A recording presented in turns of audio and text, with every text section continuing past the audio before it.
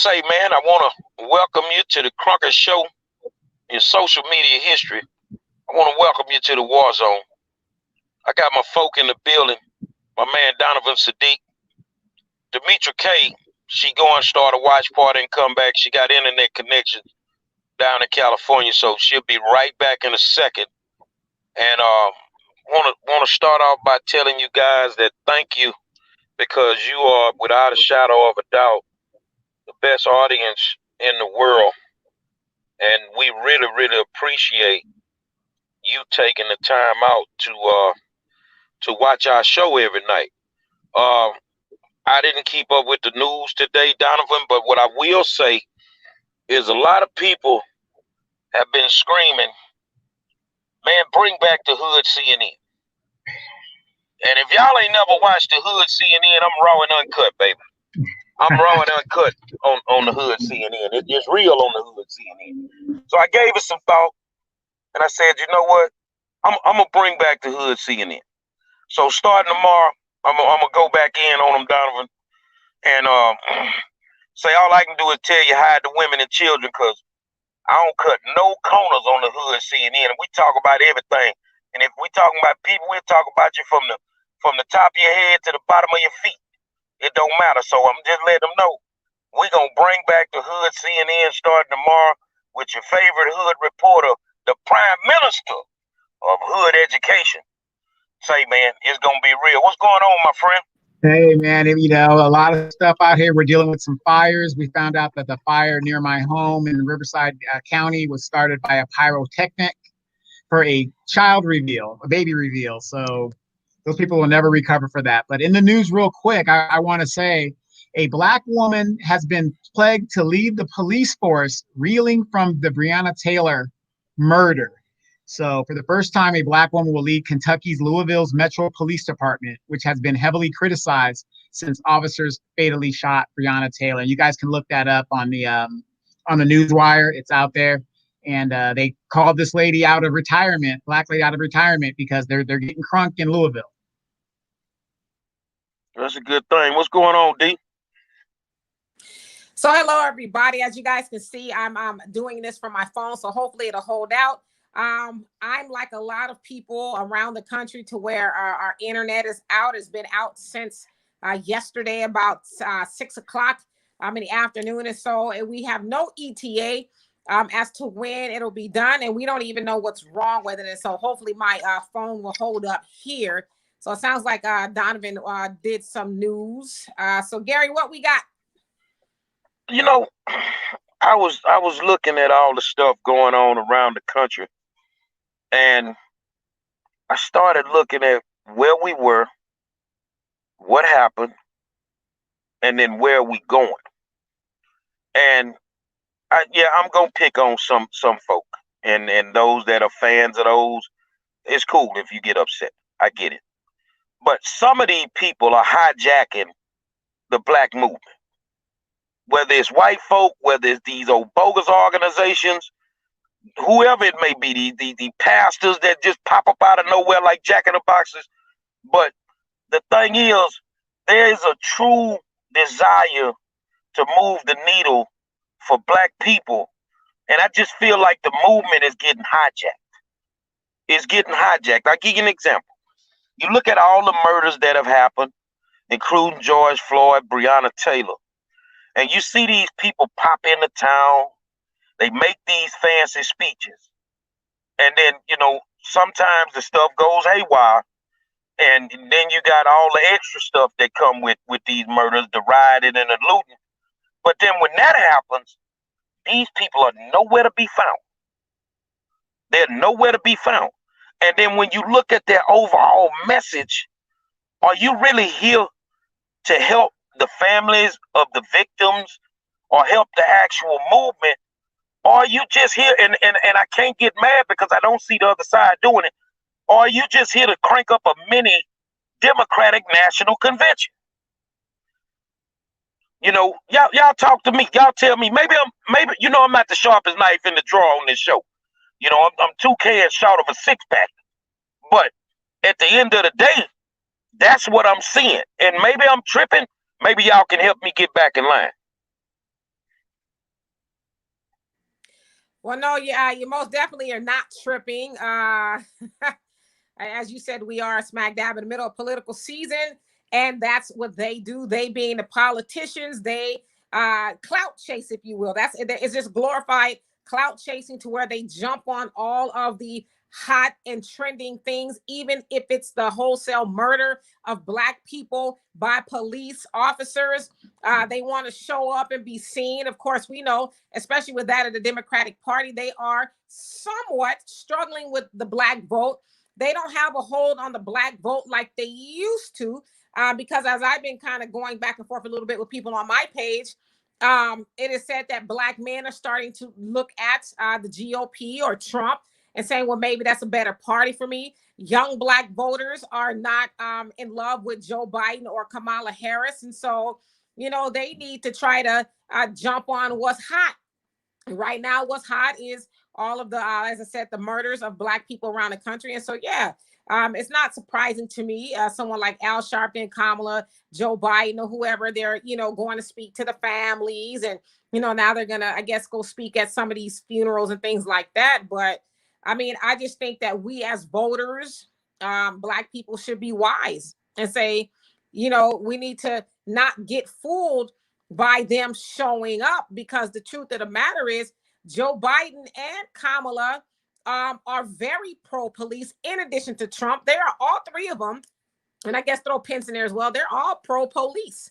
And so them being pro-police has somewhat given legs to the wholesale murder of Black people. In fact, they're not talking about defunding the police department. Even to this day, they're talking about giving police departments more money. And so it's glorified clout chasing at the very least.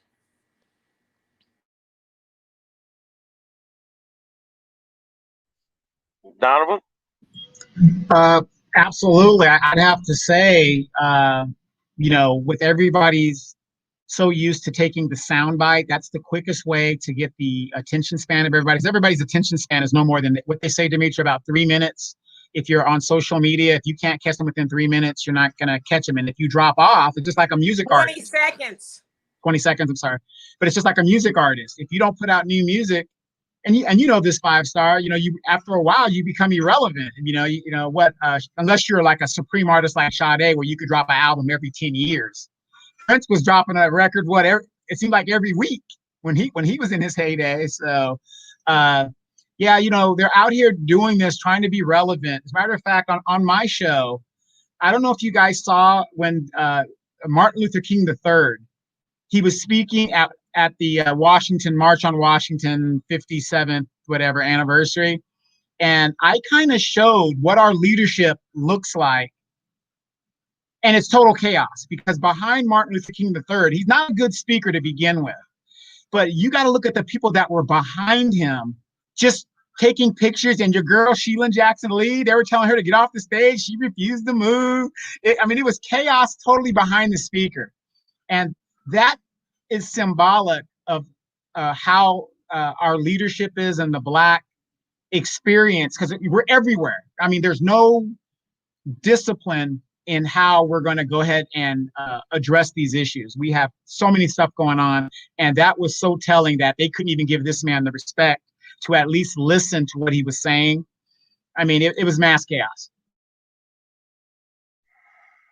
Yeah, I saw a comment from Rashard Davis Baylor. Why wouldn't you be pro-police? Black communities need more police, not less. That's not true. We don't need more cops. We need more resources. We have more than enough cops. They don't have the proper training. You got too many racist people masquerading as cops, that infiltrated the police force, the Klan that infiltrated the police force to the highest degree. So why would you need more of them? You need more resources. You need people to be able to do some things with their life. Try to open up small businesses in the neighborhood. See, money is our problem. Cops ain't our problem. Money is our problem. And when there's a lack of money, you're going to do what you got to do to go get the money. And some of us ain't going to go get it the right way. But I just wanted to say that. But I'm looking at these politicians, man. And some of these politicians didn't give a damn about Blue Lives Matter, Black Lives Matter. They didn't give a damn about police reform. None of this here. As soon as they get a murder like George Floyd, where they can jump on board and start making everybody kumbaya, come through the neighborhood, crank everybody up, and then leave your ass hanging, y'all fall for it. But see, that makes it harder for the true boots on the ground type of cats and the women that's out there that's really working. Because when you come through and you do all this here, we still have to go and do the work that you people ain't doing. But the whole damn movement done been hijacked. It's been hijacked. Now, I don't want you to take this the wrong way, but I think I got to give it to you the right way. I got to give it to you from the heart. So, I'm going to offend some people. In my life that is pro-black, no disrespect, but I can't have no white person lead me trying to solve a black issue. I'm sorry. You're going to devalue everything I'm working on. They ain't going to take me serious because they going to feel like this is a big joke. And am I saying I don't need your help? No, that's not what I'm saying. What I'm saying is if there's a black issue, where are the true black leaders? Where are they? Okay, we lacking those, so in pops these old wanna-be Al Sharptons that come in with their fancy speeches. And honestly, somebody tell me, because I don't know, what the hell has Sharpton done for the black community the whole time he been here, except snitch on some people?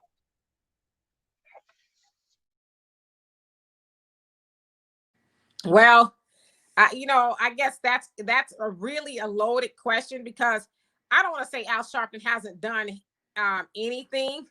Um, don't ask me right now what he's done. I just don't want to say he hasn't done anything. But as I said, it's just really glorified clout chasing. You have someone like Kamala Harris. I mean, I think you should ask what he's done, because the first thing they ask me and you when we contradict them is what have we done? Right. Well, Al Sharpton has a platform and he has a voice, I guess, if you will. Now, to your point, what he's doing, I personally, and it's just me, and I'm not saying he hasn't, but I can't pinpoint anything that he's done, to help move the ball for Black people. I can't say exactly what it is other than him bringing awareness to certain things, but it is starting to look a little bit ambulance chasey, if you will. Every time a high profile murder of a Black man takes place, you see certain key players show up. And so it would make you wonder, but someone like Kamala Harris, although she wasn't involved in the prosecuting the police officer that shot Oscar Grant, she was around per se, but she was, in a different city. But did she show up to that funeral? That was Oscar Grant was one of the first Black men that murders were caught on camera. So did she show up to that? That was a high profile murder. So it's like, why now are these politicians starting to show up? Well, we know why. They're trying to sway Black voters and the illusion of, well, I care. I'm here. I showed up. But all of them, when I say all of them, you have Biden. I know he's not in office anymore, but he used to be. Kamala's in office. They don't need to wait until they get to the White House as the president and vice president to actually do something.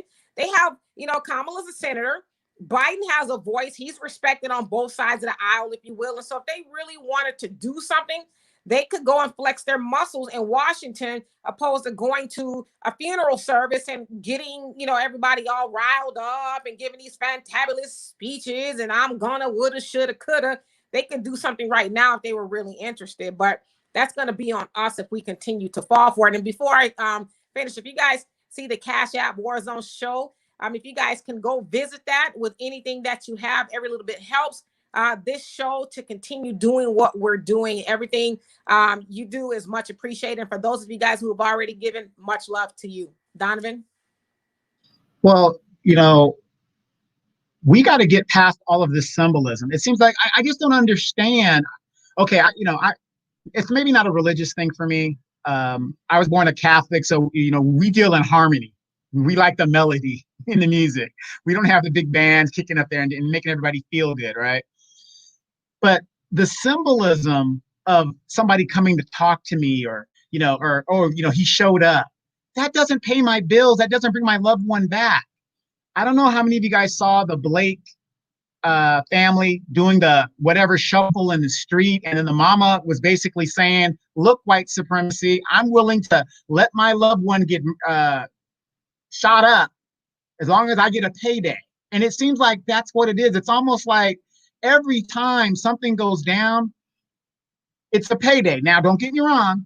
I'm not saying, however you want to get paid, because it's like the 5-star said, lack of resources, lack of money.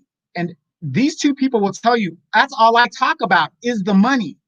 There wouldn't be a lot of crimes if people had jobs that are sustainable so that they can live. It's always in our community. We have lack of resources. We have lack of money. That's why we're always talking about reparations. You got a lot of Negroes out there talking about, well, we'll never get it. That doesn't mean that we stop asking for it. Right now, the Democrats hold the House of Representatives. Do you know Nancy Pelosi could put any bill she wants on that floor, and she can get a majority vote to get it to the Senate? Now, is it going to get to the Senate and pass? Most likely not. But when a organization that you guys support 80% of your vote minimum doesn't want to put symbolic votes on the floor to say that they stand with you, they're not the problem. You're the problem. Rashard Davis Baylor says black people are 14% of the population, and we commit 52% of the homicides. Explain that. Well, let me ask you a question. Of the 14% of them, how many of them dealing with poverty? How many of them can't put food on their table, man? See, y'all so quick to want to just look at certain aspects of the game. What creates poverty? Why are these people poor? Why are these people going through what they go through? Now, I get it, bro. You probably ain't never picked up a gun in your life. You probably ain't never had to sell a sack of crack to put a loaf of bread on the table. So it's easy to condemn people when you've never been through what they've been through. Say, man, what I'm talking about right now, that ain't what we talking about. What I'm talking about is these people out here. So, Demetra and Donovan, can you do me a favor? All right. I'm going to say, and it's going to lead me to a point. I'm going to say a name. You tell me the city they come from. All right. Y'all cool with that? Oscar Grant. Oakland. Breonna Taylor. Louisville. George Floyd. Originally from Houston, Minnesota. Mm-hmm. Ahmaud Arbery. Atlanta. Now, I'm going to just stop right there because I can keep going. Now, name me one of them cities that Al Sharpton didn't show up to. And tell me what has happened since he came through with all these positive words that he got paid to say. What has happened to those communities? Has anything changed from a policing standpoint? No. Then what the fuck is he keep showing up for? And people just love him when Reverend Al speaks. The mob don't like it. Not with them tapes you got out, homeboy, snitching on everybody. You know, you don't mess with the dude in the hood that's a snitch. But yet you kick it with Reverend Al, who the bona fide snitched on everybody. I don't like it. They show up, they make their money, and then they leave our communities hanging. Demetra? Well, Al Sharpton is the name you know. You know, he was around with, Dr. Martin Luther King and, James Brown's godson, if you will. And he's, Al Sharpton is a staple in, I guess, the civil rights movement. He's been around. And so I would think that, they're all connected. Now he's probably in with Benjamin Crump and I mean, you notice how you see a certain group of people together all the time. And so some way they've become the spokespeople, if you will, for Black trauma and, you know, all of that. But I agree with you. I mean, nothing's changed. Held right there in Lafayette, you know, a 16-year-old was beat down brutally by a police officer. And what, that was what, 2 weeks or so, 3 weeks after Trey was murdered. So it's like, none of this is stopping at all. It's just like Donovan said, a symbolism and his lip service. And I don't see my comments, unfortunately. What'd you say his name was? Rashad, who said that we are, you know, 52, we commit 52% of the murders at 14%. I don't know. Yeah, that's not true. Yeah, that's not true. What is it, about 30-ish? 30? Well, now, if he's talking about overall all the murders, that's not true, because we're only 13-14% of the population. So that cannot be true. Now, if he's talking about 50% of murders within the Black community, that's probably true if it's Black on Black, which is common sense, because in a Black community, if there's only Black people there, of course, that's all you're killing. But as a whole, no. If we were killing that many people, they would have eradicated Black people out of this country by now. Well, disproportionately, we do commit more murders. But to Gary's point, you know, we got a whole set of circumstances that no one else is addressing. And I'm going to say this, and again, I can't see the comments. I hate when we as Black people use the talking points of white supremacy, because that's in line with, well, what about Black on Black crime?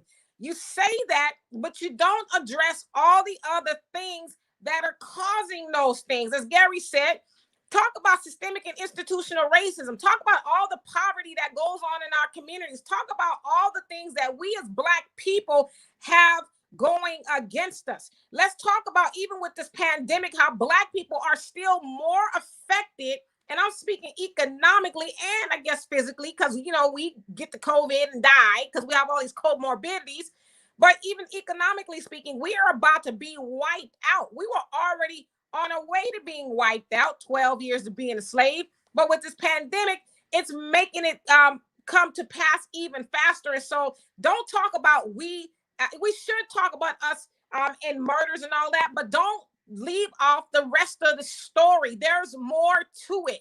It's not like we are some evil demons that just running around, you know, committing murders and things like that. We have a whole different set of circumstances that no other community has. And so, Rashad, do yourself a favor and put down the talking points of white supremacy and educate yourself so that you can have a more well-rounded conversation when you're speaking about Black on Black crime, if you will. Yes, and if he would let's go to a white community, you will see that almost the exact same numbers in those communities. Go to Kentucky, to where the white lower people are, or whatever you want to call them. Go to West Virginia, you will see the exact same numbers, if not more. So, I mean, you got to really, you're comparing apples and oranges, but if you're going to compare the apples and oranges, if there's 12 apples in a barrel and there's 12 oranges in a barrel, there are 12 and 12 in each barrel. So we know that's the same, but the rotting in that barrel is almost exactly the same. So, but let me touch on what Demetra's saying about how we are affected by systematic racism. Do you guys realize in 2008, they said a third of Black wealth was taken, because most of Black wealth is in our houses, those of us that are lucky to have houses, and in our cars. And cars depreciate the minute you drive them off the lot. Okay? So now here we are in this pandemic. A lot of you guys have mortgage payments that are due. They're coming for the rest of that wealth. And we're acting like there's going to be a tomorrow. We are about to be wiped out financially. And Andrew Yang was the only candidate that addressed the numbers and said that Black people in 12 years, and he said this, I mean, not exactly like this, but pretty much, if, you know, in 12 years, you guys will have zero wealth. No, don't put in LeBron James and Eddie Murphy and all these entertainers. You can't take 100 Black people out of 30 million Black people and say, see, everything's equal. No, we're talking about as a whole. We have less than 12 years. Now, he said that before the pandemic hit. Now the pandemic is here. So we have less than 12 years. And Demetra and I, and you know, on our platform, and here, and even here on the War Zone, I've said we are 12 years from a slave. And we're not even, and none of our leaders are addressing the monetary issue. The only thing that's going to save us and get us out of this situation is the money. It's the money. But Al's getting paid, Crump is getting paid, everybody's getting paid except the people who are going to have to pay the price. And let me say this really quick.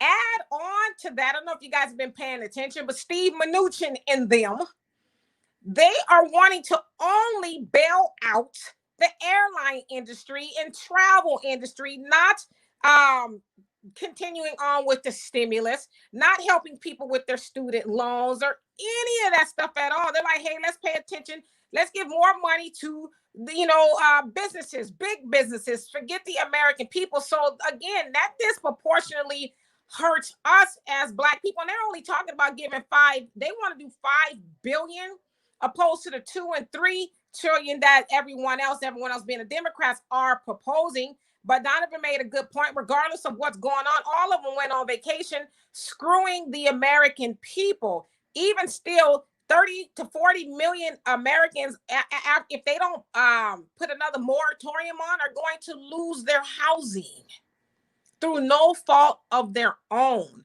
And so I think it's a distraction to say stuff like, or 52% of Black people and 14% of Black people are doing 50% of the murders. We're talking about Al Sharpton and them continuously showing up at these funerals, but they're not offering or even leaving any real solutions. They give a great bang up speech and then they leave. And the same spot that they just left is in the same condition. So that's what we're talking about.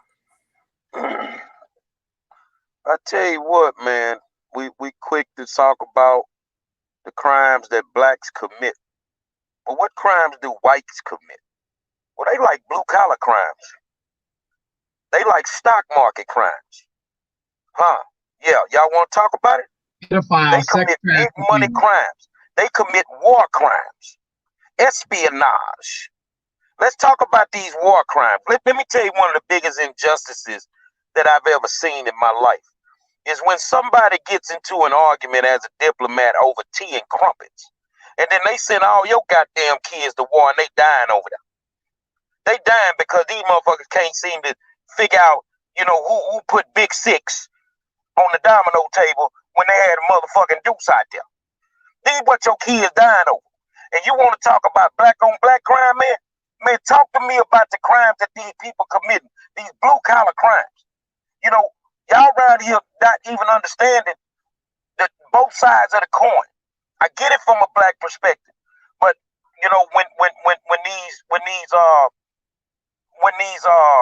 when these white kids are murdered in schools because somebody that shot the school up, has Joel Osteen showed up? Did Billy Graham show up? Every time somebody get a goddamn hangnail and they Black, Sharpton shows up. He shows up and he knows everything that can fix Black America. Him and Jesse Jackson make my ass hurt because they ain't did shit since the 60s and they ain't gonna do shit right now.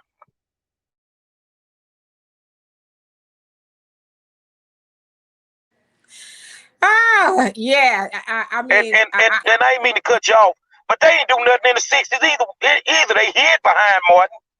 Where was Jesse at? You was hiding in a room at the Lorraine Motel when they were busting them shots.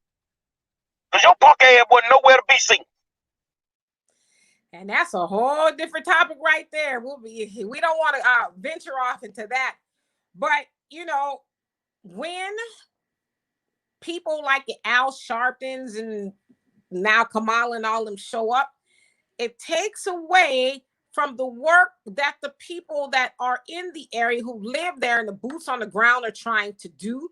Because what people do is they get starstruck, right? They get starstruck. Oh my God, Al Sharpton's gonna show up and he gonna give a hell of a sermon. But it's like, well, what about the people who had the ball rolling before they showed up? What about the people who are really putting in work? And it happens every time. I mean, like with George Floyd. What else has happened after that? You know, all the funerals happened. You know, Al Sharpton came and he had everybody dancing and doing the boogaloo shrimp and all of that other stuff because of the hell of a sermon that he gave. But then, like, what happened after that? I done been back to Minneapolis more times since George died than Al has, than Crump has. So when they get back, tell them go down there on 38 in Chicago. The youngsters back doing what they doing, shaking down the black business. $2,000 a week to just open their regular stores. Why don't they go back down there? Because the murder rate did increase by 52% since they left. What's they plan, man? Stay your ass up out our neighborhoods because they got people there that's already working. And if we wrap our arms around everybody in every city that's doing the groundwork, then we'll get further along than believing these false narratives that these people are spitting.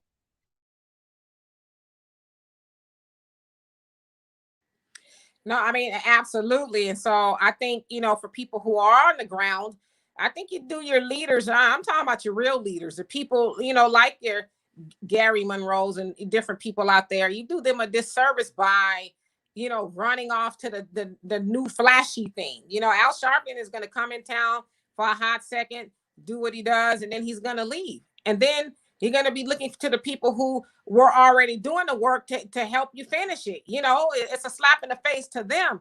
Al Sharpton's got enough money. You could best believe if there wasn't a spotlight and a bag for doing any of this kind of stuff, Al Sharpton wouldn't be there. Al Sharpton, I'm not saying he's a bad dude. You know, I'm sure he's kind of doing it out the kind of his heart. But if it wasn't something in it for him, he would not be there. You notice the other part. The other part is people won't have a problem with Al Sharpton or anybody else getting something for being there, right? But then you have your people with their boots on the ground who are doing it for free, who is, you know, putting up all their money and resources. And the minute Negroes find out that they might be getting something from it, oh, well, you getting some money. Oh, you getting paid. But it's like you never say nothing about the people who come in like a flash in the pan and leave and they ain't got all the damn money. Never. But we expect for our real leaders, the people who don't always get a lot of notoriety, to work themselves into poverty, into the ground, and, you know, and get nothing for it. I don't get it. Well, you know, Demetria and I saw firsthand.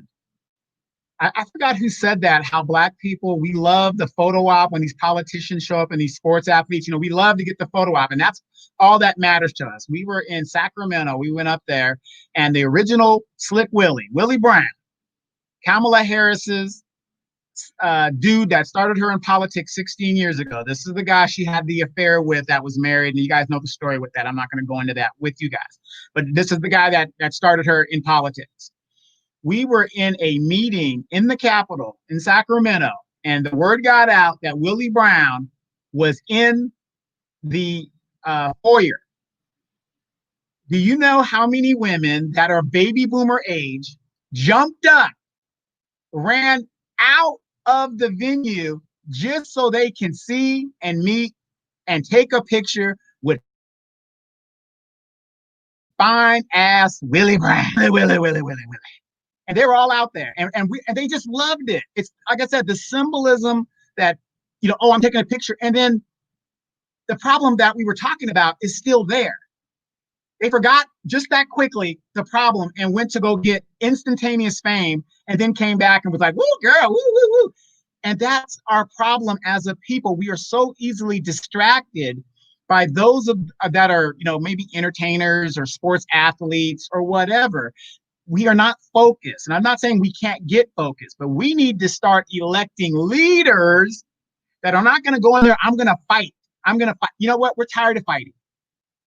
Get in there and get it done. And if you don't, we're going to get your asses out. It's as simple as that. Do what you say you're going to do. And that's what we need to start focusing on. Yeah, totally, man. I agree with you, brother. I just see things from a different lens some days. And some days I'm just too emotional about it, you know. And it bugs the hell out of me. You know, for us to be at a point Well, we just falling for the okie doke with our eyes open. We just falling for it with our eyes open, man. And we can't seem to see it. I see some brothers on here making comments about drugs in the black community. So, where these drugs come from? Somebody making money, man. Where these drugs come from? It's hard. It used to be hard to drive 9 ounces down the I-10 corridor from Texas to Louisiana, 9 ounces. So how the hell you get 200 tons of dope through the Panama Canal? Telling me politicians don't know about this here? Freeway Ricky Ross showed you. He went to jail to be able to show you who's really. So when you think about the problems in the black community, and this is why people are dying, and this is why Al is showing up. Well, who's putting these guns in our community? Who's putting this dope in our community? You don't want to admit that because you're too brainwashed to see the truth. And people like, man, we need to do this. We need to sue these banks for slavery. Well, what the hell you waiting on? Downtown right there, ain't it? Why we gotta do it? When you gonna get off your black ass and do it? Stop telling people what to do and get out there and do it. If not, grab you a seat on the sideline, get a water bottle, and watch the game, man. And that's real, man.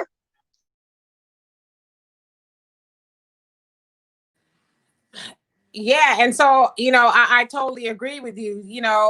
It's easy to, and I was looking at the comments. I found a way to see them. It's easy to talk about everybody else, but it's like, what are you doing? What are you doing in your own neighborhood? If you know somebody is selling drugs out there, I mean, what are you doing? What are you doing to help stop that? But the other part of it is people don't talk about how the drugs got there. Well, you always want to. Mm-hmm. Well, sometimes you got a drug problem and sometimes you got a drug habit. The way my father taught me, it ain't a habit if you can afford it. So if you got a problem with drugs, you should have a problem with cigarettes. Cigarettes give you cancer. They ain't got no cure for that shit. It gives you a terminal disease that can kill you. But yet the United States of America figure out a way how to make money off it. When they figured out how to make money off of alcohol. You see what I'm saying?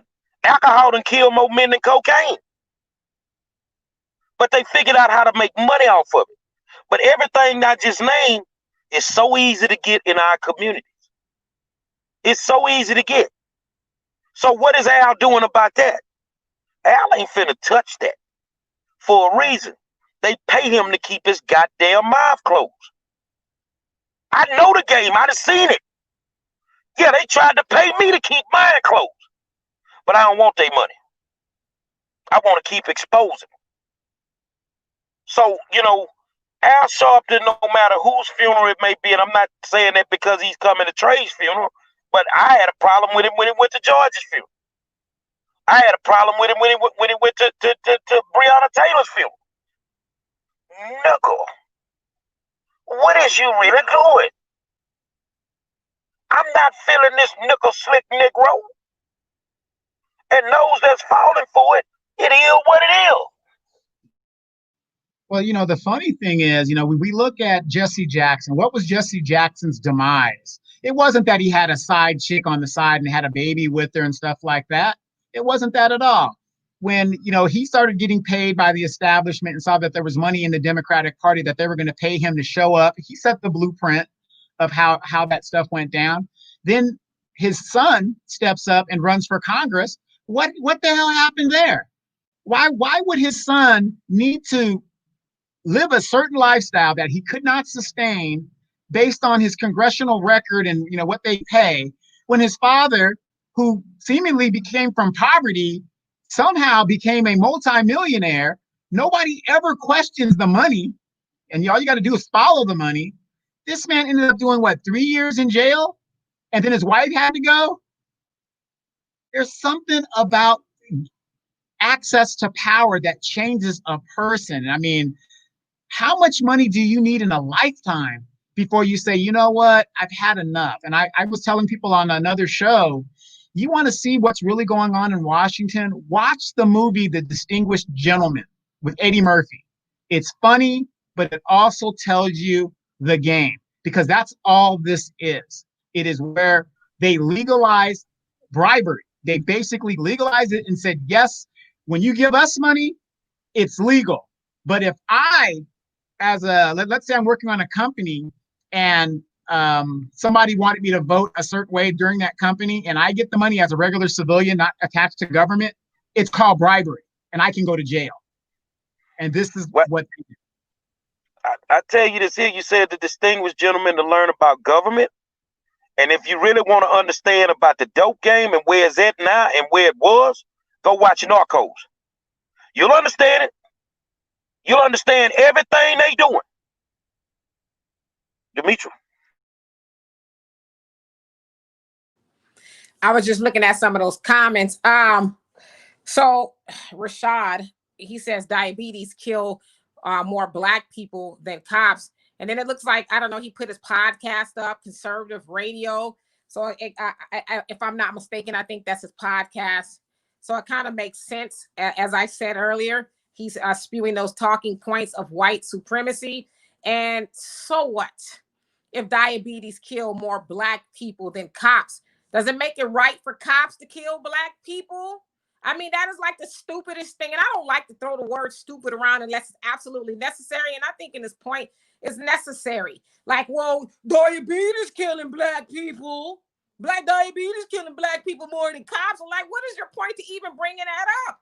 A cop should not be killing any Black people unjustly.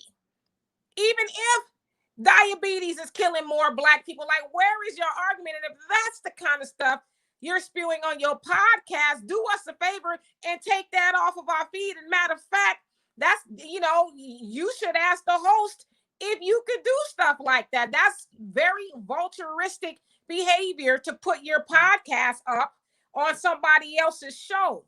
So, I mean, I see where you're going, and I see why you think the way you think.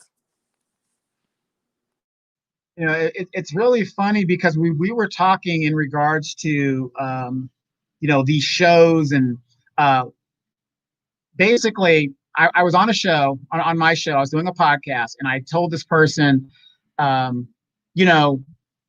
shooting people is a bad thing, and we all know that, right? And the person came back and said, well, you guys never say anything about when the cops do good things. You don't get no props for doing your job properly. You get no props for that. But when you're killing people, except, yeah, you're going to be gaslighted and highlighted on that. So, these arguments about, well, what about? No. Stay focused. We're talking about what happens to Black people, and it's happening to Black people now, it seems, every week. His comment in regards to, well, more diabetes kills Black people. So because more diabetes kills Black people, it's okay for cops, as long as they keep the numbers under the diabetes number, it's okay? Totally ridiculous. Totally ridiculous. And diabetes is killing Black people. Say, man, when I see these older people, that they celebrate, every now and then being 112 years old, the oldest Black person, you know why diabetes ain't killed them? Because them chickens on the yard wasn't pumped with all that bullshit. Them hogs on the yard wasn't pumped with all that shit they pumping in it right now. See, me, I ain't trying to eat all that foolishness no more. No matter what, you go in there and buy organic. And, well, let me ask you a question. My uncles them used to have chickens in the backyard in Opelousas, Louisiana. Well, how you create an organic chicken? I ain't never seen no organic chicken. Where they got regular feed on it or something? Say, man, they got so much shit in this shit we eating. We lucky if we live 20 years after we start eating this foolishness, man. But if we'd stayed natural, eating from our yards and from our gardens, raising our own food, we wouldn't be going through none of this. Them Black people ate chickens, hogs, everything else. But I'm like, y'all, so long as we keep the numbers under diabetes, it's cool for them cops to kill us, huh? Right. I think, Jeremy. and you know, back in 1995, before the South really took off in rap, Andre 3000 was at the Source Awards. That's the night that Suge made those infamous comments. But Andre 3000 made a comment too. He say the South got something to say. I'm gonna tell you now, y'all can play them games with the stupid games with them cops, but these youngsters got something to say, man. You know, Jeremy Jasheen says, now I'm in the hood every day. Young blacks should see and hear stories of good cops. Absolutely. But I challenged somebody on my podcast and I told them this. You have 300 good cops. 12 of them are bad cops. But they don't say anything on the bad cops. So do you have 300 good cops or do you have 312 bad cops? That's my question. You can't even tell who's the bad cop anymore. So you got to look at all of them like they bad, man. You know, you can't take the chance no more. Like what happened the other night in Lafayette, Louisiana. Come on, dog. How y'all gonna justify that, man? There's 4 cops on this kid, man. You telling me you can't subdue this kid without beating him in his face? Come on, man. You can't justify that, bro. No way, shape, form, or fashion. You can't justify it. Demetra? Even more importantly, forget what he talking about, right? We're not going to allow him and his foolishness to hijack what it is we're doing. You know, somebody says, why don't we bring him on the show? No, we're not going to do that. Because when we spend time bringing people on the show who are about silliness, then we spend less time doing what we're supposed to do, and that's educating and waking people up. But, you know, he has a platform to where he can do all of that, but we're going to keep the main thing around here. And we want to know why people like Al Sharpton, you know, and like Al Sharpton is going to go where he's going to go, right? But why do we keep inviting him? Why, as I asked earlier, when did those people become the pillars of the community? When did they become the boss, if you will? Oh, we got to have Al Sharpton. Like, when did they become that person? And, you know, they say the proof is in the pudding. Well, what has he produced with any of these funerals that he's spoken at? What has been the end result? Al Sharpton's been around long enough to have some say over, I think, what goes on in the Black community to the powers that be, even if it's just to a small degree. But I agree with you, Gary. I think that Al Sharpton is paid to show up. You guys look up the big six. The big six including Martin Luther King and John Lewis and couple 4 other people. Their name escapes me at this moment, but they were paid about I think it was $1.5 million at the time between all of them to go back to their communities and their organizations to keep Black people docile. And so I just think that Al Sharpton serves that purpose. You know what, Al? Go in there, give a hell of a speech, a eulogy or whatever, make those Negroes think everything's going to be all right. He even go in there talking about we're going to get justice. I mean, hell, Al Sharpton had a march on Washington, you know, a week or so ago. What did that get? Well, like, what results did Black people get? They still killing Black people even after that. And so I think he's just one of those people who are paid to go in and keep Black people docile and, you know, keep them on the precipice, but don't let them go too far. We don't want them to tear this joint up. Just make them feel good and, you know, tell them I keep hope alive and, you know, all this other stuff. And then you come back and collect your bag. Right. I mean, when have we ever had, other than like, let's say a Malcolm X and the Panthers and those people, when have we ever saw in the modern day somebody say, you know what, other than In Fact that's coming out now, tear this motherfucker up? I mean, you can say that and not go to jail. That's that freedom of speech, because we can't stop you from doing what you were going to do anyway. So, you know, how come we don't have leaders that you know we look at that says the alternative to, oh, let's shuffle, let's dance with the cops as they beat your head in? Where's the alternative to that? There's never an alternative. But whenever the white interest is at stake 4,000 miles away, we've got the guns, the ships, the troops, and we're going in there. Oops, didn't know they didn't have weapons of mass destruction. Our bad. So if they can do it, where is our alternative to this option. All of these, you mean to tell me all of these people are bought and nobody is like, F that, this is what you're going to deal with right now. If you don't give us this, this, and this, you're going to have a serious problem on your hands. Where's the alternative? Louisiana Tony Snow say, we hear your problems with Al Sharpton. So what are the solutions? It's called respect. Let me put it to you like this here. You have the Chris's, you have the Tyras, you have the Jamals, the Sco Monies that's putting in work in Lafayette, Louisiana. Say, nickel, when you come in, check in. When you come in, Al, and get off the plane, check in with the real soldiers, man. Give them the respect that they deserve.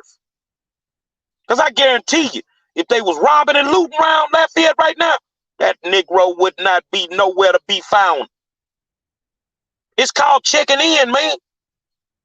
You know, if you're in a certain lifestyle, you know, you don't just show up in LA and go check in, homeboy.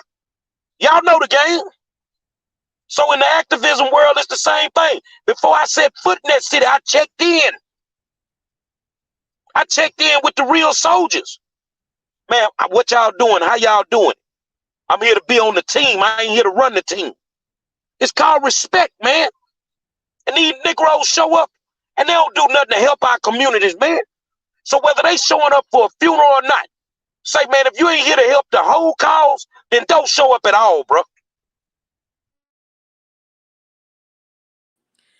And I saw somebody bring up the name, and Gary, they also brought your name up, but they brought up Farrakhan and said they would never have someone like Farrakhan or yourself speak. And, as y'all see, I got my shirt on. I'm not your Negro Farrakhan 2020 during the Criterion speech. And it simply said Farrakhan is not going to be a Negro to where he, is in there tap dancing and, doing the will of white supremacy. So that's one reason why they will never have him come in there. But I agree with you. Gary, Al's going to come in there. And he can't think that until he showed up, nothing was getting done. He know damn well there was people on the ground, talking to the people and trying to get the ball moving. He knows that. But the people who are inviting him in are not making that clear to him. Hey, you need to show reverence to the people, the foot soldiers, and the people who are already here. But then it also has to make you wonder, well, who exactly is inviting Al Sharpton? And do you guys remember there was a time where, Al Sharpton was thought of as enemy number one? The government didn't like him and all this other stuff.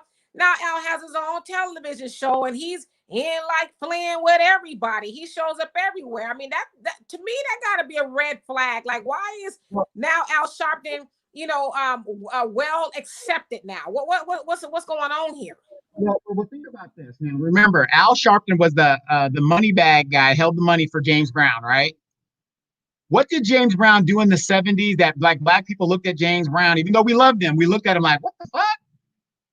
He endorsed Richard Nixon. And when he did that, what did James Brown say?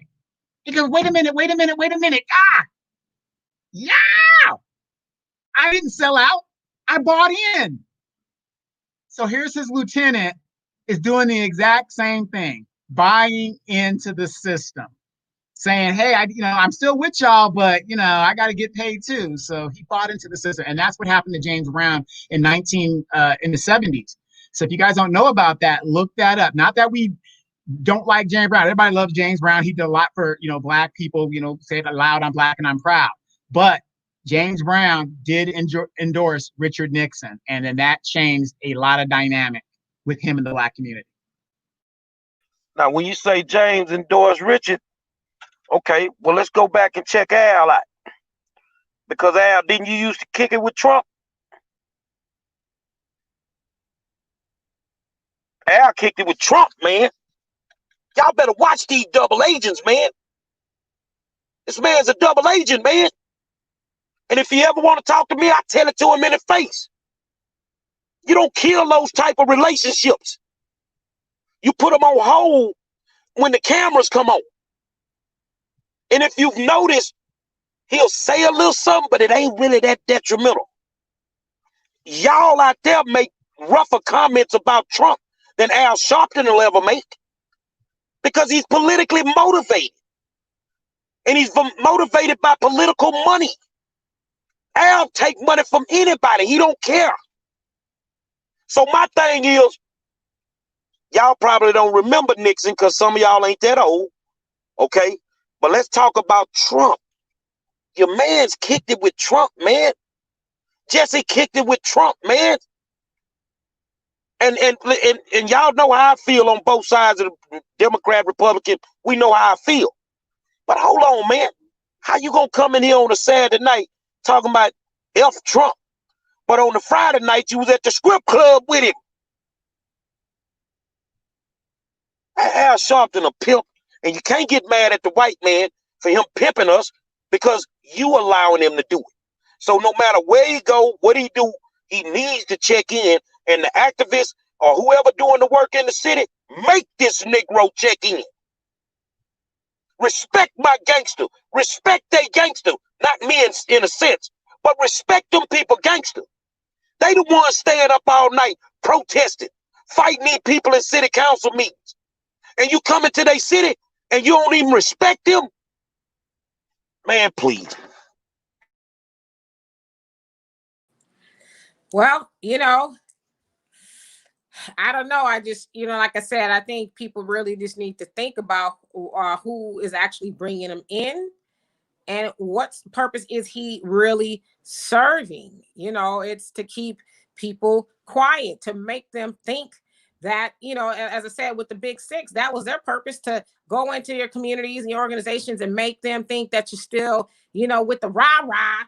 But really, it was to help them from tearing things up. As Malcolm X explained, he said before the Big Six was put together, people were thinking about going to LaGuardia Airport at the time and lying down on the tarmacs and disrupting flights from landing. Black people were really going to make a lot of noise. And so, JFK and them was like, hey, we can't have that. So here's this little bit of money. Go to your people and tell them we're going to, go for civil rights. But, tell them we're going to do it non-violently. So that was the thing. That's how we started off with the whole non-violent thing. We're going to march and protest, but we're going to do it non-violently. Even if they put water hoses and dogs and all of that on you, just keep turning the other cheek. Keep telling your people justice is going to come some way, somehow. Just keep on keeping on. We shall overcome and all of that. Just keep voting. Just keep voting Democrat. Vote blue no matter who. Right. And so, I always say this. Revolutionaries have no friends and often die without ends. Okay. The ends being the money. And so I think it's people like your Al Sharptons who are like, hey, you know what? I know so many people before me, real revolutionaries who have either lost their lives or who have died penniless, like that of Malcolm X died penniless. And so, hey, I'm not going to go out of here with nothing. So as Donovan said, I'm going to buy in. It's not necessarily that I sold out, but I'm going to buy into the system and I'm going to get what's mine. And Al Sharpton and all his kids, they're like balling now, but he wasn't balling, 20 years ago or so, but now he's got his own. Like, just think about this. Al Sharpton, who was one of the most revolutionary dudes that you can think of, now has a syndicated show or a show on, I guess, cable news. His own show with his own police. He can't read worth a damn, but he has his own show now. And he's, speaking to mainstream, if you will. But they wouldn't have gave that Negro a show 20 years ago or so with the way he was. So come on, let's really think about what's going on here. Yeah, I'm looking for a comment. I just saw it. And oh man, where did it go? There it is. Bobby W. Scott. Some blacks learned early. If you want to be economically viable in the long run, go Republican. That's a real statement, man. So let me tell y'all something. Republican money, Democratic money, it all spin the same way. So if you saying, well, Trump was a Democrat, okay, now he a Republican. What's the difference? They all the same. They all the same, bro. But the thing is it's so easy for our Negro leadership to be bought off and paid off to come in and, people like, well, Al's being brought into these cities to calm everything down. Al Sharpton ain't calmed the goddamn thing down. Tell him take his ass up to Portland then. What he waiting on? They ain't got no planes flying into Portland now. Al Sharpton don't calm nothing down. The hood calm the hood down, man. Don't get that twisted. And that's why I say a lot of families bring him in because you have to understand at the time that they are talking to them, these people are traumatized. These people are going through, they're going through the loss of one of their loved ones. Oh, well, we could bring Brother Sharpton in and he could speak. Yeah, okay, that's cool. There ain't nobody that want to even hear that at that point. So they not thinking, they not listening to us at that point, trying to get the information or listening to other podcasters or people that's making sense. I mean, nothing makes sense to them at that point, except for the fact that they have to bury their loved one. So these folks prey on these people at the most opportunistic time. But what I'm saying is you bring these people in, they fraternize with local government, the enemy. You feel what I'm saying? You turn the funerals into reality shows. But then, Negro, you get on the plane and you leave. And then when you leave, what go down in the hood now? But where the help come from now? You feel what I'm saying?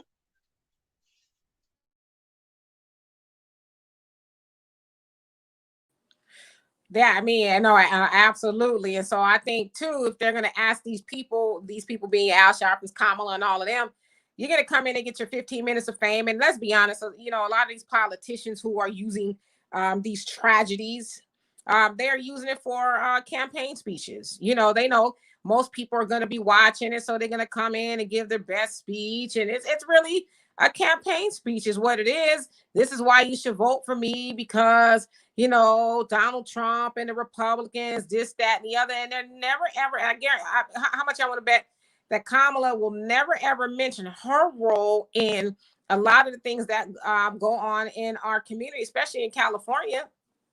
Some of the laws that she championed and, her boss, if you will, if Joe Biden becomes the president, a lot of the things he's done to Black people all over the country, they're never going to mention that. I guarantee you she'll never mention that. Well, by the way, we are for, funding the police even more. So, I don't know. It's unfortunately, though, for a lot of those families, they are destitute, if you will. And I don't mean to be disrespectful. Maybe money is short in those families. And I mean, Gary, you hit the nail on the head to get the right people to come in there and talk to them. And, your Benjamin Crumps, who I don't know how many cases he's actually won. It sounds like he does a lot of settling, but they get in there, well, we're going to put the muscle on the city and have them settle out. But with a settlement, you can't take it to court and then we just have to let it die. But what we need you to do is get up there and say, don't protest. They like do the math. All the people that work with Benjamin Crump, they always get in and do this forgiveness speech. I forgive them, protesters, please just, don't do nothing. My loved one wouldn't want you to do A, B, C, and D. And it's like, well, okay. But again, what happens when my loved one, God forbid, is taken that way or I'm taken that way? Am I supposed to do the same thing? So I don't know. I was just ask people to really think about all that's going on and stop believing everything you see on the surface. There's levels to this. I mean, if he's so effective, name me one cop or individual that has gone to jail in one of these situations that Crump has represented. We know damn well George Zimmerman ain't go to jail. We know the cops up in Lee Mayer too. We know that Botham Jean cop, went to jail. They finna let her out of jail. By the time you finish hugging the judge and all that, come on, man. At a certain point, you got to know how to channel your anger, but you just can't make me believe that I shouldn't be angry at this point and somebody's murdered one of my people. No, I'm not falling for that one. I mean, name one, and I'm gonna leave this to Dimitri and Donovan. Any case that Trump married whoever's been a part of where a cop done went to damn jail.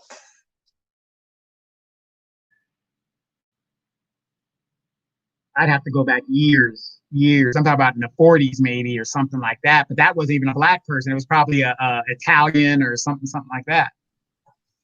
Man.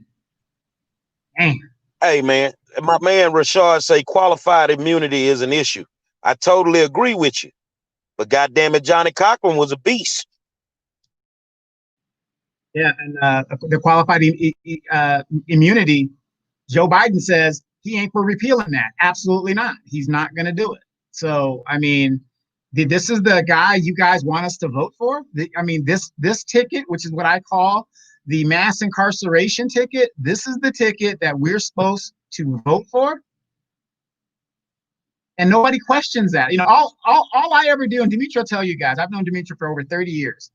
I question every damn thing. I don't give a damn. I just question it. Like, okay, let me see this and let me see that. Okay.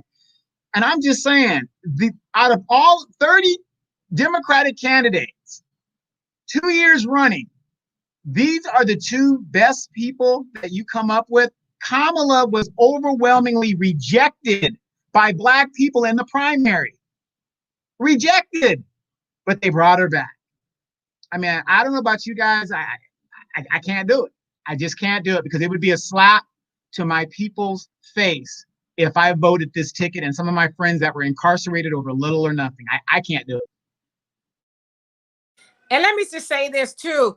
It's almost like the perfect storm. And I'm not saying this in a good way, like it's a good thing, but it's a perfect storm that you have the wholesale murder of Black people. We're seeing more and more, I think, because of the cell phones and all that. But you have the wholesale murder of Black people, and then you have a douchebag like Donald Trump, who he often takes the sides of the killers and the police and stuff like that. And so for somebody like the Democrats, Joe and Kamala, they're taking the opportunity, which is smart, to say, well, look at Donald Trump. He's on the side of the killers. He's on the side of the cops. So you should go with us. But again, they negate to say their roles that they played in all of this too. Now, obviously, they're not involved with the murders that are going on, but the policies that they champion and that they created has really brought us all here. And so they're just capitalizing off of Donald Trump being I'm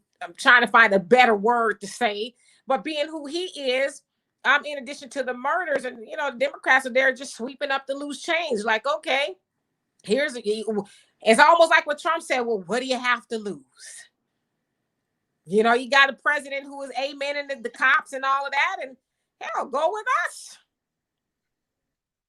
Well, you say, and I heard what you just said, and people saying, well, Donald Trump's on the side of the police.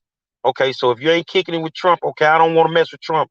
But then you go to Biden, so you riding with the one that don't want to do nothing about the police. So how we do this? Somebody make that make sense to me. Trump gonna ride with the police, but Biden and Kamala don't want to do nothing about qualified immunity to do something about the police. And a vote, if you don't vote for Biden, some people talking about that's a vote for Trump. No, because if you vote the Green Party, that's a vote for them. If you vote for the other lady, that's a vote for her. You feel what I'm saying? Everybody ain't falling for that shit that they got. And see, all this if you don't vote for Biden, it's a vote for Trump. You know why they saying that? Because in a lot of states ain't no straight ticket voting no more. They already know they in trouble, man. They know they in trouble on the Democratic side. Let me address Natalia. I think that's how you say your name. How you doing? She says, I guess she went off what I said. Trump is a douchebag, but doesn't he get things done? I mean, I guess that depends on who you ask, but myself being nonpartisan, which means I don't support either candidate, I got to tell the truth, and the truth is that Donald Trump is a douchebag. I mean, he's done and said some things, mostly said some things that are not conducive to Black people. How the hell do you get up there and, amen, what the police are doing? They're clearly killing people, Black people, gunning them down in the streets. Then you say stuff like there's very fine people on both sides, but yet that was when the guy ran into the crowd. Was it I forget where it was, Virginia or wherever it was. He ran his car into the crowd, killing people, and talking about, well, there's very coming. So let's not get so lost in the sauce and being so partisan that we can't see the truth. Donald Trump is not a good dude. Now, you ask me, has he done more for Black people than Joe Biden or Barack Obama? Yeah, I will say he has. But at the same time, I mean, we can't keep patting him on the back when he says the things that he says. Nope, you can't pat old Trump on the back. But one of the biggest drawbacks to all this here is people will beat Trump up on his history, but they want to forgive Biden for his history. That makes no sense to me. You want to condemn Trump because of things that he said, but you want to give Biden a pass. Oh, he's changed. You want to condemn Trump for the things that he do, but you want to give Biden a pass for these signing off on these crime bills. So to me, it's like they have really conditioned your mind to think that if you don't vote for Joe, that's a vote for Trump. Man, you vote for who you want to vote for. You ain't got to tell nobody who you vote for. And a whole bunch of y'all, and I'm telling y'all, I'm being straight up because I know you're lying. Y'all gonna go right up in that boot and vote for that man.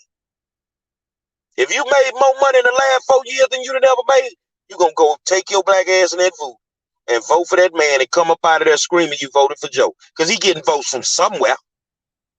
He getting some Black votes from somewhere. Y'all lying, man. Yeah, well, and that's one thing you guys got to realize. Politics used to be very regional. The South had their way of doing things. The East had their way of doing things. The West had our way, the Midwest.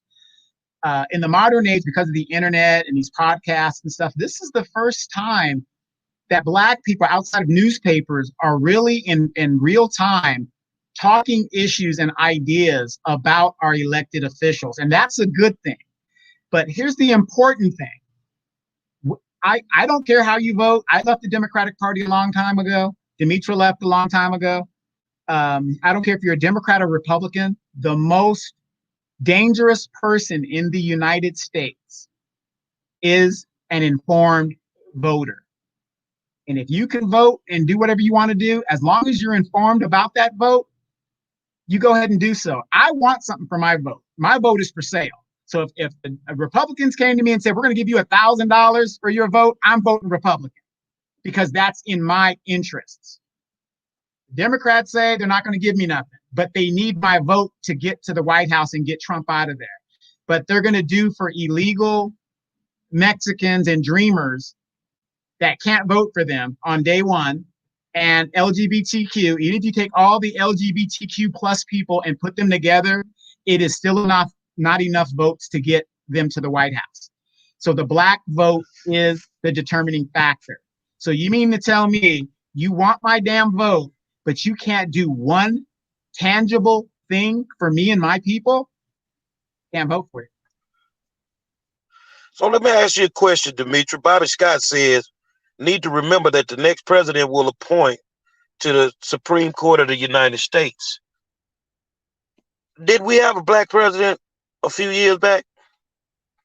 Did he appoint somebody to the Supreme Court? And who did he appoint? Yes, so he did appoint people to the Supreme Court, and there's all judges all over the country that they also have the power to appoint. And so yeah, he did, but we often hear our people, Black people, talk about how we need Joe Biden to get in there to appoint a Black female Supreme Court justice. It's like, well, why didn't him and Obama do it for the 8 years that they had control of the White House? They could have did that, but Obama appointed a Hispanic and a white woman. And so now all of a sudden it's this big time, rush to have a Black woman. And, from what I understood, that was going to be in lieu of if he didn't pick a Black woman VP. So is he still going to do that now? because he wasn't, it was supposed to be like one or the other. And I want to address Natalia, your comment. Let me see if I can find it really quick.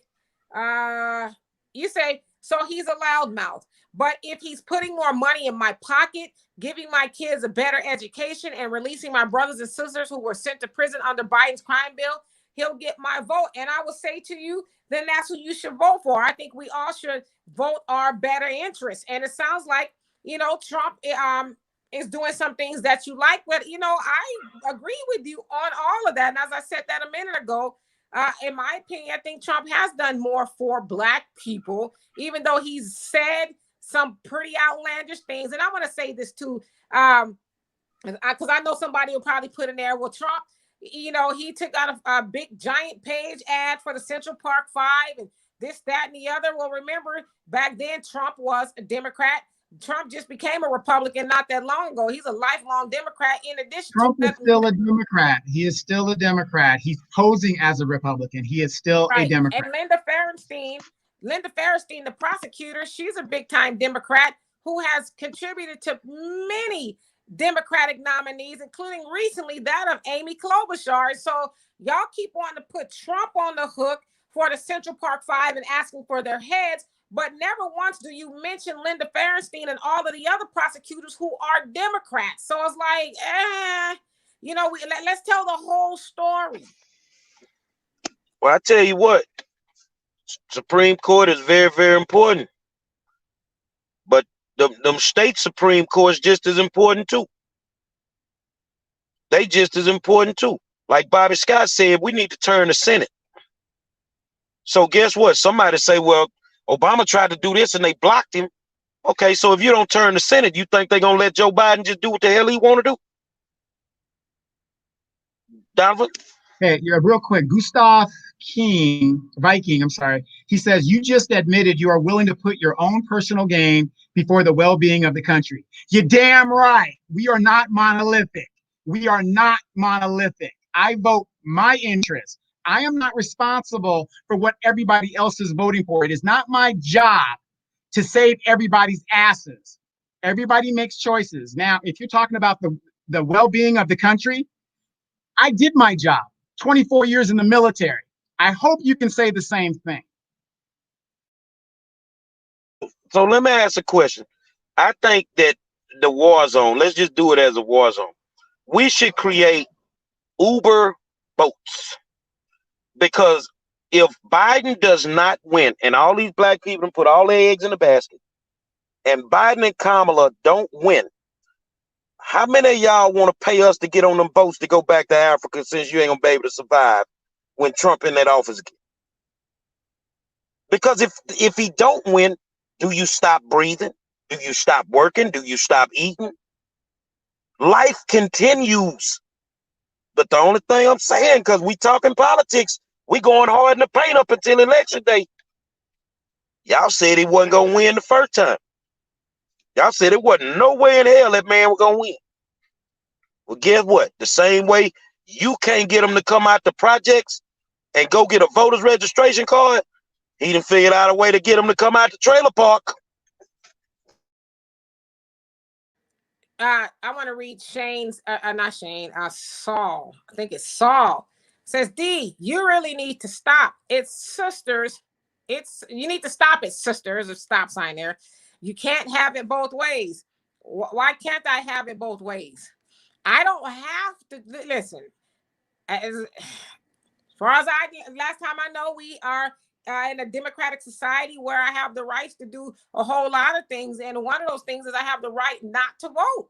I don't have to vote. I always give you this analogy. If I go, into the shoe store and I want to buy a red pair of shoes and they're only offering me a blue pair of shoes, do I just get the blue pair of shoes even though that's not what I wanted? Or do I walk out with my money and I say, I'm going to return when you have the pair of shoes that I want? Voting is the same way. Like, you give me these two candidates who are like, I guess, give me these two candidates. You have to choose one. Or you got to choose one. And if you don't, we're going to, demonize you and harass you. And I don't have to do that. I don't like either one of them unless like I have this unless they're going to give me something for my vote. Give me something for it other than, well, you just, come on and vote for me. Like, I need something more than that. Like, I like reparations. That'd be nice. Free some of our brothers and sisters from, the jail and, fix some of these laws that disproportionately affect. Like, there's a lot of stuff they could do for us, but they'll never do it because we keep going under the false ideology of I have to do it because my ancestors died for the right to vote. And as I always say, that is bullshit. They didn't die for your right to vote. They died for you to get something for your vote. Stop going in there talking about, oh, my ancestors, what I'm doing because my ancestors, no, they will want you to come out with something tangible. At least they moved the ball, and we haven't been able to do that since because we keep lying on our dead ancestors. Get something for your vote. Say, I got this in my hand in honor of my ancestors. That's how that works. So I don't have to choose. Well, no matter who wins, it's still, like my friend Jay Love say, it's still going to be called the White House. So, when Obama won, I thought he was going to do an executive order and change the name to the Black House. But, it is what it is, man. I mean, and no, ain't nobody telling you to vote for Trump. We just telling you the real. And that's what it is. Y'all don't want to hear the real. They've conditioned your mind right now. And it's cool. Whoever you vote for whatever reason you choose to vote for them, that's your choice. But don't be mad if people are just as open as you and say, I don't want to vote for Biden. If they say, well, I'm not voting for either one, don't be mad. If they say, well, I'm black and I'm voting for Trump, don't be mad. They have a right to choose who they want. And we say it all the time. You Biden people are getting 100 times worse than the MAGA crowd, man. You getting 100 times worse. Because I'm still in the hood, dog. But I ain't kicking it with them Democrats. But I'm still busting my behind in the hood. Because you know why? Ain't nobody doing nothing for it. So I got to do the work. But you don't get the right to tell me who to vote for. You don't get to tell me how to vote. But I ain't waiting 4 years to figure out if Joe can do the goddamn job. Joe ain't did enough for 47 years.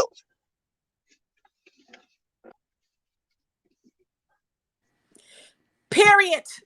Okay? You can't tell me how to vote. And I'm going to go, I'm 100% Gary. These the liberals, Joe Biden and support, I'm gonna come up with a name by tomorrow. I'm gonna come up with a name to give y'all. Y'all are just as bad as the MAGA crowd. You guys have become what you say you hate. Y'all try to bully people. And you talk about, oh, what are you gonna hold your vote? That's a vote for Trump. And so what? Who cares? It's my vote. If I want to ball it up and light it on fire, I can do that. That is my vote. And if I was a Trump supporter, I'm not scared of none of y'all. And y'all act like, y'all, what y'all gonna put a scarlet letter on me? Y'all gonna burn me at the stake because I'm a Trump. So I'm not a Trump supporter, but if I was, I have zero problem telling you that. And I'm gonna keep it real with you because I'm an Aries and I don't know what that means, y'all. I could be kind of spiteful and y'all gonna push my black ass right in that booth and vote for that out of spite. You know what? I'm gonna vote for Trump anyway, because these mofos is getting on my nerves. Y'all better hope I don't do it. Because it might be that one vote to push his orange ass over the top. So what y'all need to do is worry about y'all vote and stop trying to bully people into voting for your. Matter of fact, you ain't even getting enough for the vote. So I'm supposed to help you vote to get more of nothing? I don't think so. Well, Louisiana Tony Snow, I think he was asking a question. But Trump made the country good in his 4 years. There's a slogan out there that says, make America great again. My question is, when has Black America been great? In the last 400 years, can you show me when we've been great? I don't, America is America, but it's two separate Americas and we don't want to admit that. So somebody answer this here. When the last time has Black America been great.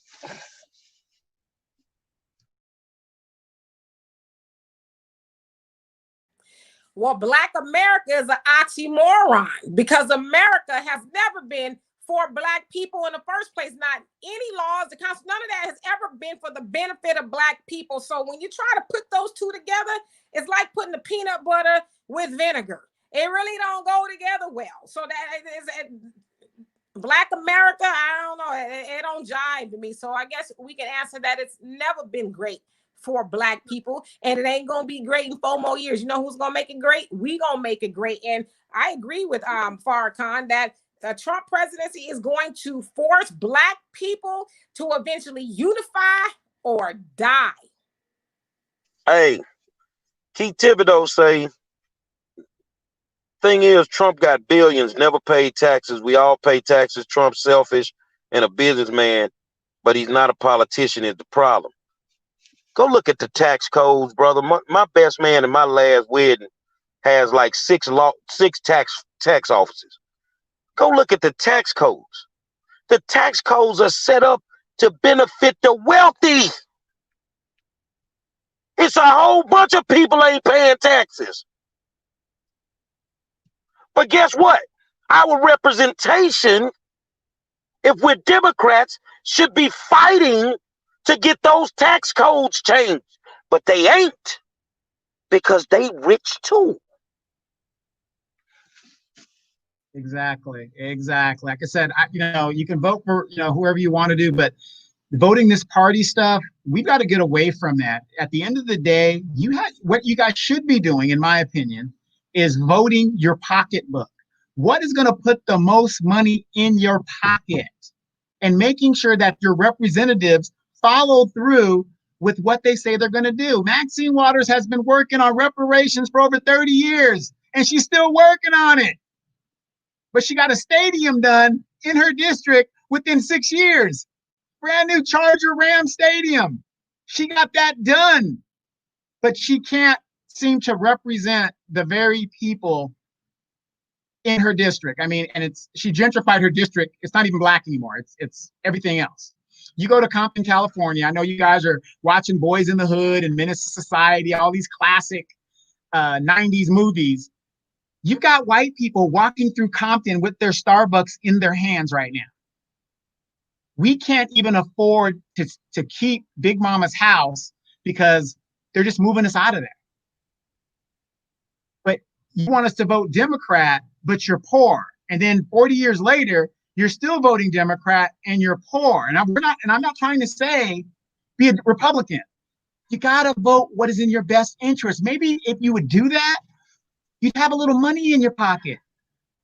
Be it Green Party, be it Libertarian Party, a real democracy has more than 2 parties. Way more than that. Let me say this here. Shane Hawkins says Trump has said he's going to use whatever tax codes on the books. So why can't y'all?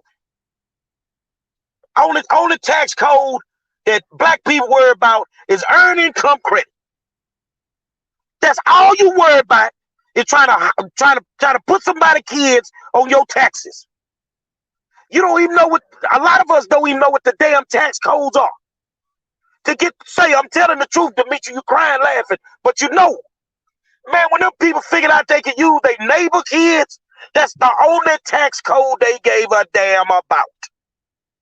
But rich people use those tax codes to their advantages. Now, when you get this money, I done won. I won. Hold on a second. No, you didn't, because if you understand taxes, you got a refund for money that you overpaid to the government. So when I used to get a check, I'm writing exempt. I want all my money at one time, and I'll talk to you at the end of the year. I don't need to pay more than what the hell I need to pay. But the only tax code that Black people give a damn about, and I'm telling you the real, and you know it's the truth, is earned income credit.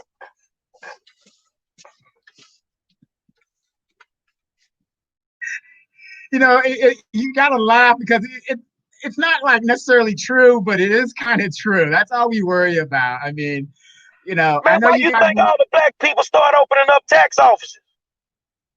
When you go to the tax office, they winning on how much they charging you on your taxes. You getting beat on that level. But they don't give a damn because they gonna cook the books for them. You know you ain't supposed to get but 2,500. They done went there and switched some shit around. Now you're getting 10 G's and you think you winning. Until them people come knocking. Can you send us verification of Lil Johnny, what school he goes to? Can you show us his registration card for the school? And then when you can't produce it and then you owe that money, welcome to the world of tax codes.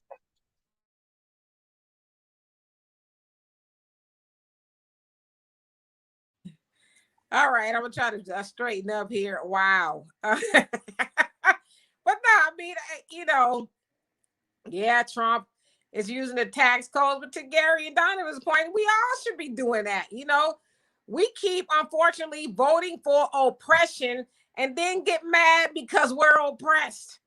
Like, come on now. At some point in time, we have to say or ask yourself, am I contributing to my own oppression? Am I? And as Natalia said, I agree with her. And this is the crazy part. There's a lot of Black Democrats who don't believe that there are some Black people who are going over to, vote for Trump. Like she said, Trump is putting more money in my pocket. And there's a lot of Black people who said that, hell, I know a few of them like, hey, you know what? Forget what y'all talking about. I, made a lot of money under the Trump administration. And I want to continue doing that. I know that the Democrats have not made it easy for me, to make money.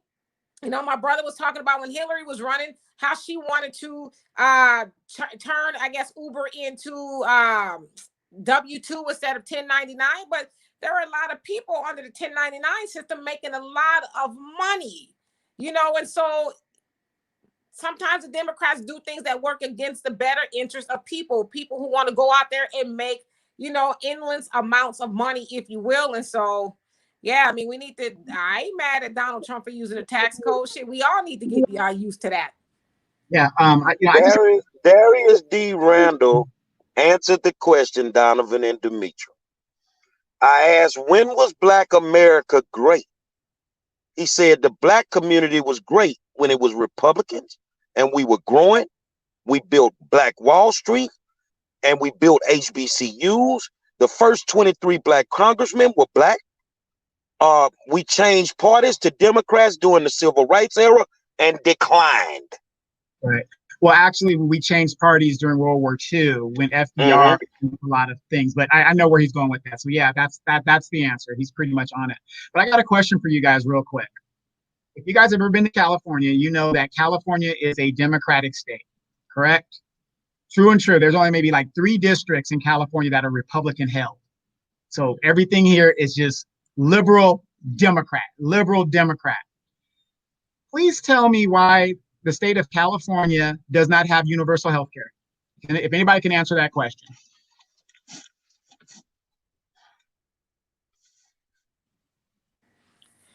Go ahead, Donovan, answer the question.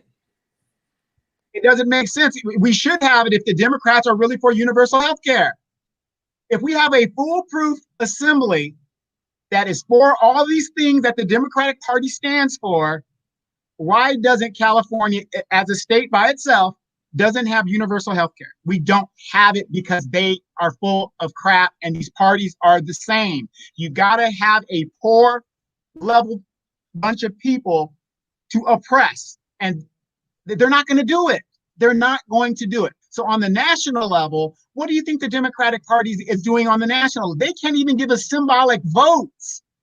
I live this stuff every day, and the Democrats are talking about reparations here. Haven't done it yet, even though they've got the votes. California state to give reparations to Black people right now. Ain't gonna do it. Please explain that to me. They have a foolproof assembly. This is a small model for the federal government. So let me ask you a question. Which party is the elephant? Repubs. And which party is the donkeys?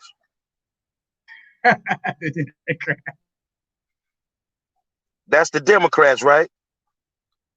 Because they making an ass out of all of y'all.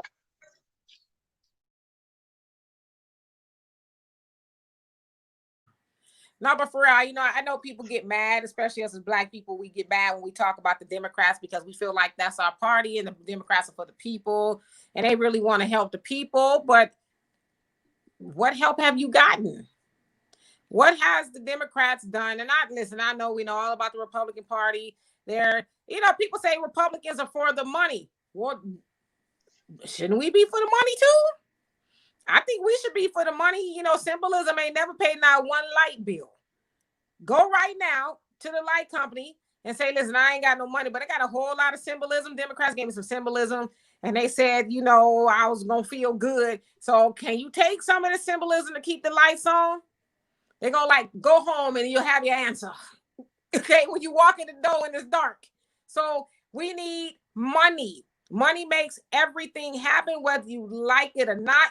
And I know this is kind of the message. Well, it used to be. I don't know how it is now because I haven't been to church in a long time. We are told, we as Black people are taught that whole just suffer now. You get all your rewards later, you know, in heaven. And so we've been taught also that money is dirty. Oh, rich people are bad. Oh, is it nah? I want to have those problems. Okay. And that's what we need to be concerned with, getting the money. And once we get it, stop giving it away. Final thoughts, Donovan. My final thoughts are this. The definition of insanity is doing the same thing over and over and getting a different result. But I also want you guys to remember, at the end of the day, vote to feed your family and to feed yourself. Final thoughts, Demetri. Yeah, then Angela says, why do we keep talking about politics like you guys want to keep Trump in the seat? It doesn't matter to me if Trump is in the seat or not. Because to Donovan's point, I need to put food on my table. I'm not going to keep voting for oppression. I'm just not going to keep doing that. But, you know, Angela, by all means, you can vote for whoever you want. And, you know, if you want to vote for the Democrats, then do that. If you don't want to vote for Trump, don't do that. But, you know, we're going to keep talking about politics until at least November 3rd, because we want people to know the full story. So I'm sorry that bothers you. Well, let me ask you this before I get done talking. What would you like us to talk about, Gary? Well, I tell you what, we started off with Al and it took us to other places, but I tell you this here, vote for who you want to vote for. That's your business, man. You know, hopefully you get what you want out this election. And be careful what you wish for, because you just might get it. And I don't give a damn, but I'll say this here. Trump, Reagan. I saw them both. I lived through both of them. Trump, Reagan. Who would I pick? I'd ride with Donald all day.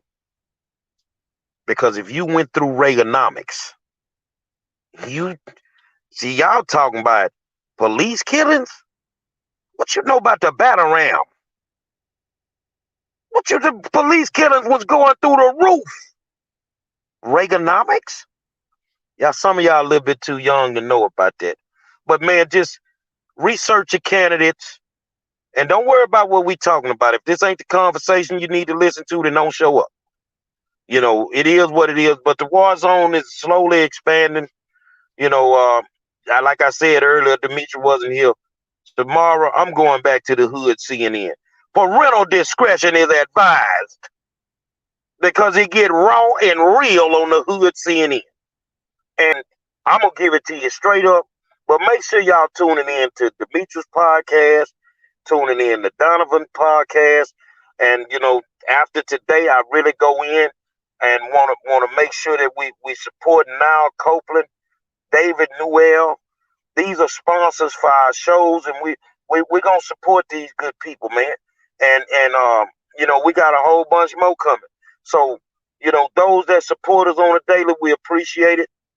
Those that we differ in opinions on, let's just have some conversation. You're welcome to hit me in the inbox if you want to talk, and I might slide you my number.